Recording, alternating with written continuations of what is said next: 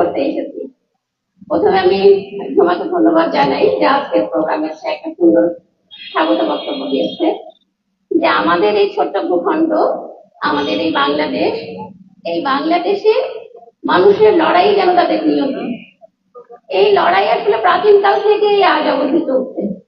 এইটাই ইতিহাস আসলে আমাদের হয়তো আমাদের কিছু কিছু ঘটনা অনেক বেশি আলোচিত হয়ে ওঠে, এটাকে আমরা আলাদা আলাদা করে বিশেষ গুরুত্ব দিয়ে তুলে ধরি পাদপ্রদীপের আলোয়, কিন্তু কোনো ঘটনাই আসলে আগের ঘটনা থেকে বিচ্ছিন্ন নয়।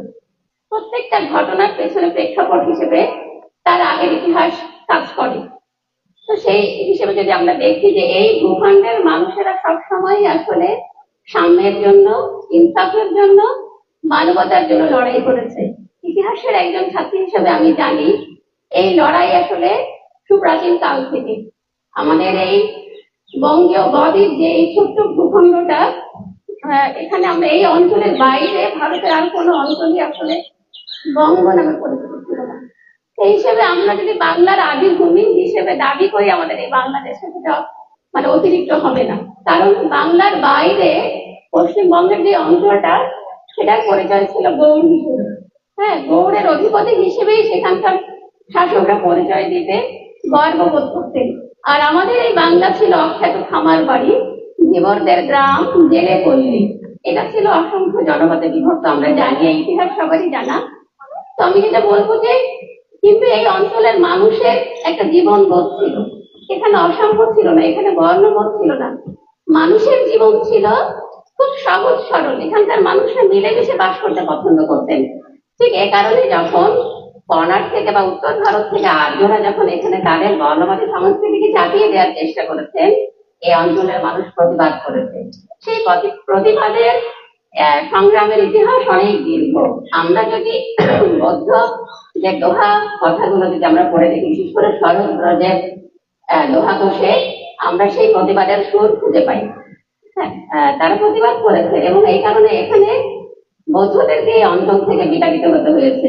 এই বৌদ্ধদের বিতাড়নের দায় যদিও মুসলমানদের উপরে চাপানো হয়, আসলে বৌদ্ধরা মুসলমানদের আসার আরো অনেক আগেই এখান থেকে বিলুপ্ত হয়ে গিয়েছে।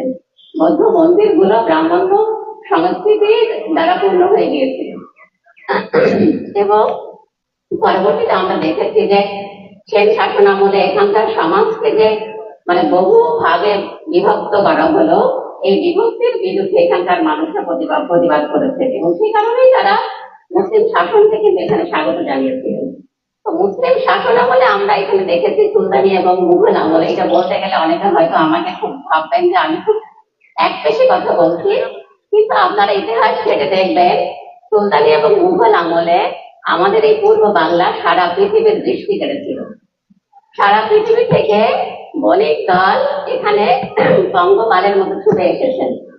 তো সেই বাংলার আমরা তো সবসময় শুধু ইদানিং অনেক তিক্ত কথা বলতে হয়, আমাদের তিক্ত ইতিহাসের চর্চা, রাজনীতির চর্চা আমাদেরকে অনেক হতাশ করে ফেলছে।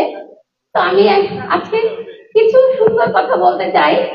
আমাদের এই বাংলা সম্পর্কে ইতালীয় বণিক বার্থেমার বক্তব্য ছিল, বাংলা সে সময় ছিল বসবাসের সবচেয়ে উৎকৃষ্ট স্থান এবং সৈনিক বিবরণে বলা হয়েছে স্বর্গের ঋতু সমূহ মর্তের সম্পদ এই রাজ্যে ছড়িয়ে দিয়েছেন।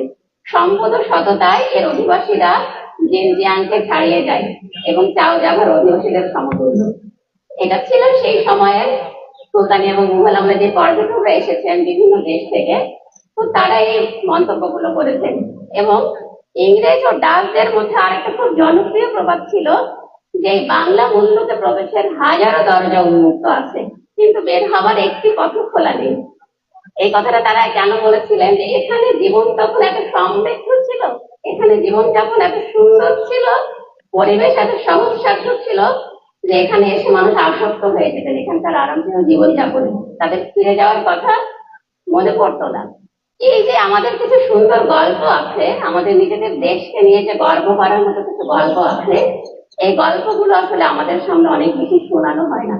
আমাদেরকে শুধু শোনানো হয় বিভক্তির ইতিহাস, যেন আমরা খুব ডিপ্রেস হয়ে যাই, আমরা যেন আমাদের অতীত নিয়ে গর্ব করতে না পারি, যেন এর আলোকে আমাদের জাতীয় চেতনাকে আমরা খুব মজবুত করতে না পারি এবং এই ভূমির মানুষ হিসেবে আমরা যেন খুব গর্ব করে মাথা তুলে দাঁড়াতে না পারি।